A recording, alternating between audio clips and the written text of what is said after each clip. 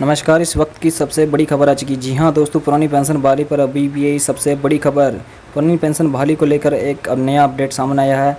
केंद्र सरकार ने सभी राज्यों को दिया ये निर्देश। जी हां, केंद्र सरकार ने एक महत्वपूर्ण कदम में सभी राज्य सरकारों को निर्देश दिया है कि उन अखिल भारतीय सेवा कर्मियों को एक बार का विकल्प दे सकते हैं जो राष्ट्रीय पेंशन योजना के कार्यान्वयन के लिए अधिसूचना से पहले विज्ञप्ति रिक्ति में शामिल हुए थे, यानी 22 दिसंबर 2003, और जो लोग 1 जनवरी 2004 को या उसके बाद सरकारी सेवा में शामिल होने पर एनपीएस के अंतर्गत आते हैं, उन्हें पुरानी पेंशन योजना का प्रावधानों के तहत कवर किया जाएगा। जी हां दोस्तों, तो बने रहे आप इस वीडियो के लास्ट तक और जाने इस बड़ी खबर को सबसे पहले।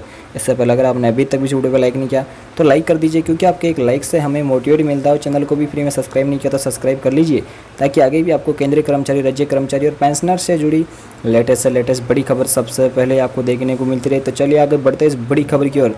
नई दिल्ली, ओल्ड पेंशन को लेकर केंद्र सरकार ने एक महत्वपूर्ण कदम में सभी राज्य सरकारों को निर्देश दिया है कि वह उन अखिल भारतीय सेवा कार्मिकों को एक बार का विकल्प दे सकते हैं जो राष्ट्रीय पेंशन योजना के कार्यान्वयन के लिए अधिसूचना से पहले विज्ञप्ति रिक्ति में शामिल हुए थे, यानी 22 दिसंबर 2003, और जो लोग 1 जनवरी 2004 को या उसके बाद सरकारी सेवा में शामिल होने पर एनपीएस के अंतर्गत आते हैं, उन्हें पुरानी पेंशन योजना के प्रावधानों के तहत कवर किया जाएगा। एक मुफ्त विकल्प का फ़ायदा उठा सकते हैं कर्मचारी। जी हां, इसमें कहा गया है कि इच्छुक कर्मचारी 30 नवंबर तक इस एक मुफ्त विकल्प का लाभ उठा सकते हैं।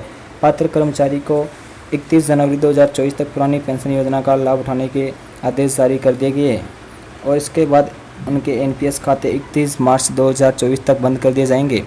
जी हां, आपको बता दें कि पत्र में दी गई ये जानकारी कार्मिक और प्रशिक्षण विभाग ने सभी राज्यों और केंद्र शासित प्रदेश के मुख्य सचिव को 13 जुलाई को लिखे एक पत्र में कहा गया कि एआईएस अधिकारी जिन्हें किसी पद या रिक्त के खिलाफ नियुक्ति किया गया है, जिससे पहले भर्ती के लिए विज्ञप्ति या अधिसूचित किया गया था, एनपीएस की अधिसूचना की तारीख यानी 22 दिसंबर 2003, और जो 1 जनवरी 2024 को या उसके बाद सेवा में शामिल होने पर एनपीएस के तहत कवर किए गए हैं, उन्हें एआईएस अखिल भारतीय सेवा डीसीआरबी नियम 1958 के प्रावधानों के तहत कवर करने के लिए एक बार विकल्प दिया जा सकता है। जी हाँ, आपको बता दें कि पत्र में यह भी कहा गया है कि सिविल सेवा प्रशिक्षण, इसमें कहा गया था कि सिविल सेवा परीक्षा 2003, सिविल सेवा परीक्षा 2004 और भारतीय वन सेवा परीक्षा 2003 के माध्यम से चयनित एआईएस के सदस्य इन प्रावधानों के तहत कवर होने के पात्र है।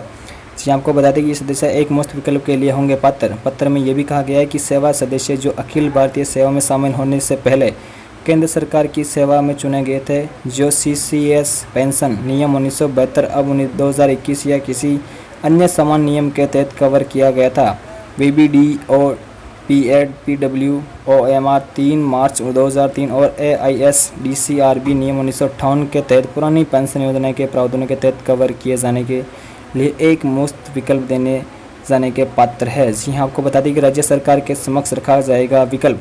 पत्र में कहा गया है कि यह स्पष्ट किया गया है कि एक सेवा से दूसरी सेवा में गतिशीलता निरंतर सेवा और तकनीकी इस्तीफे के अधीन है। इसमें यह भी कहा गया है कि इन निर्देशों के अनुसार सेवा के सदस्यों की ओर से प्रयोग किया जाएगा विकल्प उस राज्य की सरकार के समक्ष रखा जाएगा जिसके केंद्र में सेवा के सदस्य आता है।